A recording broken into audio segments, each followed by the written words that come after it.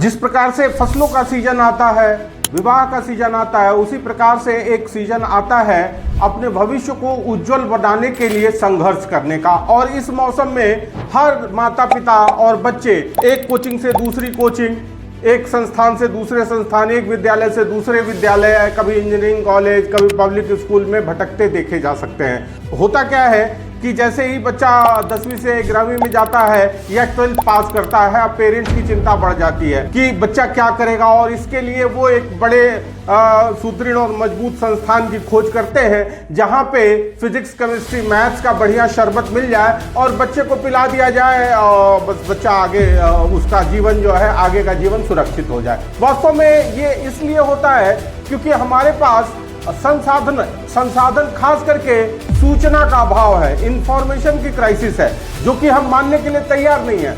वास्तव में हमारी समस्या क्या है कि हमें जानकारी नहीं है और हम मानने के लिए तैयार नहीं है कि हमें जानकारी नहीं है, और इसकी वजह से एक हम विशियस साइकिल में फंसे हुए हैं, एक दुष्चक्र में फंसे हुए हैं, और जिसका लाभ भरपूर बहुत सारे लोग ले रहे हैं।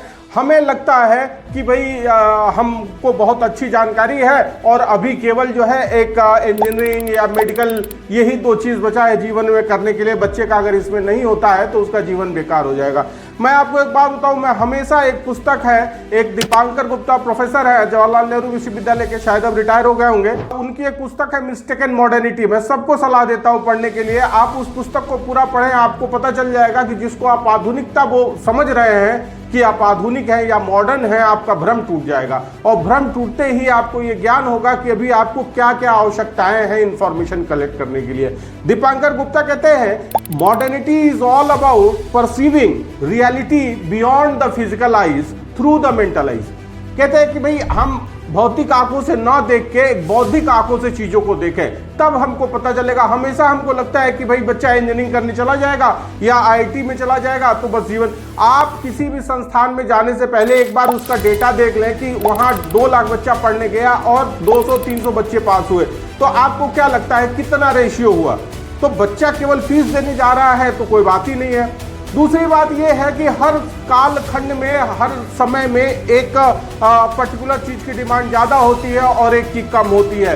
ये इंजीनियरिंग की ज़रूरत पहले हुआ करती थी जब इंडस्ट्रियल सोसाइटी था। अभी अगर हम बात करें, the entire economy is overwhelmingly service economy. Service sector सबसे ज़्यादा ग्रो कर रहा है, इसलिए अब इंजीनियर्स, अगर आप देखें आईटीएन्स की बात करें तो बहुत कम ऐसे आईटीएन मिलेंगे जो अपने कोर फील्ड में काम कर रहे हैं, अर्थात जिसमें उन्होंने बीटेक किया उसी में वो आगे जॉब परसू कर रहे हैं।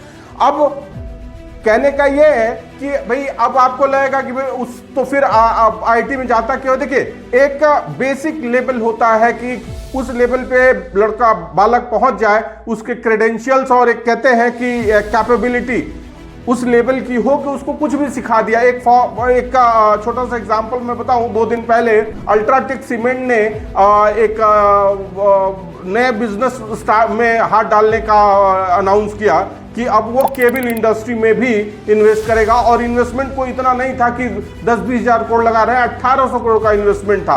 और जैसे ही अल्ट्राटेक ने घोषणा की, पूरा का पूरा सेक्टर का कैपिटलाइजेशन आप मान के चलिए कि 20% खत्म हो गया, वाइप आउट हो गया। बड़े बड़े केबल बनाने वाली कंपनीज के शेयर 20% तक जो है टूट गए।